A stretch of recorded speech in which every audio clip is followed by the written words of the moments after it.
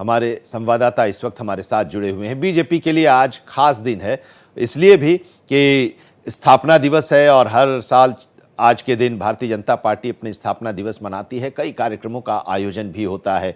इस बार का क्या खास है, क्योंकि भारतीय जनता पार्टी के स्थापना दिवस और रामनवमी एक ही दिन है।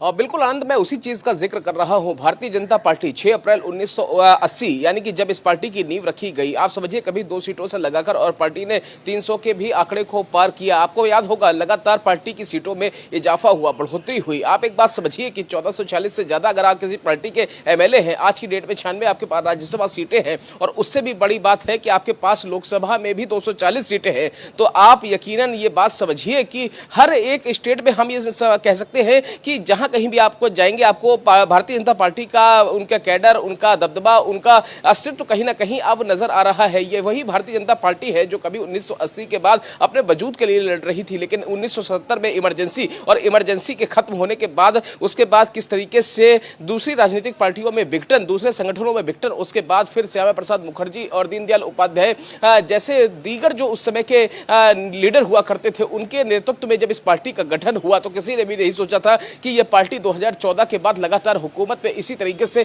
काबिज रहेगी। अब मैं आपको बताऊं कि सुबह 11 बजे पार्टी के राष्ट्रीय अध्यक्ष जेपी नड्डा पार्टी के राष्ट्रीय कार्यालय में, यहीं पर वो जिस राष्ट्रीय कार्यालय में जहां पर 6 दीनदयाल उपाध्याय मार्ग स्थित जो ये राष्ट्रीय कार्यालय है जहां पर मेरी मौजूदगी है, यहीं पर वो ध्वजारोहण करेंगे। उसके बाद आप देखिए शकुंतला देवी आर्य जो कि 78 साल की वयोवृद्ध महिला हैं दिल्ली के, उनके आवास पर भी, वहां पर भी पार्टी का एक कार्यक्रम रखा गया है। अब मैं आपको तस्वीरें दिखाता हूं। कैमरा सहयोगी धर्मेंद्र, उनसे मैं कहूंगा कि आपको वो पार्टी के राष्ट्रीय कार्यालय में जो यहाँ पर प्रोग्राम होने वाले हैं उनकी कुछ तस्वीरें दिखा दें।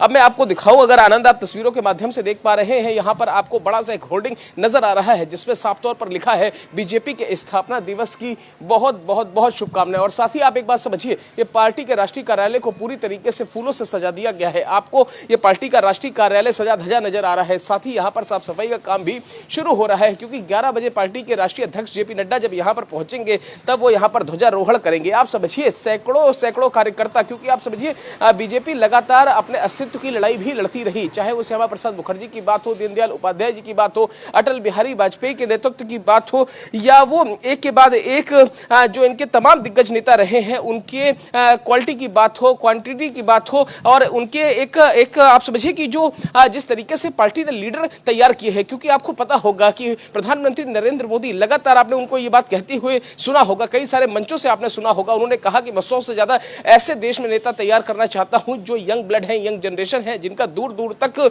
किसी भी पार्टी से या फिर कहीं के पॉलिटिक्स से कोई नाता नहीं रहा है। ऐसे 100 लोगों को, मैं युवाओं को मैं लेकर आना चाहता हूं। आप एक बात समझिए कि अगर किसी देश का प्रधानमंत्री और किसी पार्टी का एक ऐसा जमीन से जुड़ा हुआ कार्यकर्ता जो प्रधानमंत्री बनता है, पहले गुजरात का मुख्यमंत्री बनता है, फिर देश का प्रधानमंत्री बनता है, अगर उसका विजन इस तरीके का है, उसका पार्टी का मिशन इस तरीके का है, तो फिर कहीं ना कहीं युवाओं में भी राजनीतिक पार्टियों में आने का सिलसिला बढ़ेगा, उनकी सक्रियता बढ़ेगी। यही वजह है कि पार्टी जब आज अपना 45वां स्थापना दिवस मना रही है तो कहीं ना कहीं हर तरफ हर्ष है, उल्लास है, खुशियां हैं। और यही वजह है, उस खुशियों को बनाने के लिए 11 बजे आपको पार्टी के इसी हेडक्वार्टर में हर तरफ आपको यहां पर हर एक वो तस्वीर देखने को मिलेगी जो तस्वीर आप देखना चाहते हैं। इसी पार्टी हेडक्वार्टर में आपने अक्सर देखा होगा, चाहे वो मध्य प्रदेश के रिजल्ट हो, चाहे वो महाराष्ट्र के रिजल्ट हो, राजधानी दिल्ली का रिजल्ट हो, क्या कोई भी इंतखाबात हो, इसके बाद जब नतीजे आते हैं तो यहीं पर हमने वो बेहतरीन वो नजारे भी देखे हैं। इससे पहले मुझे याद है जब मैं बीजेपी का वो वक्त जिसको मैंने बहुत करीब से देखा है, समझा है, कवर किया है 2010-11 का,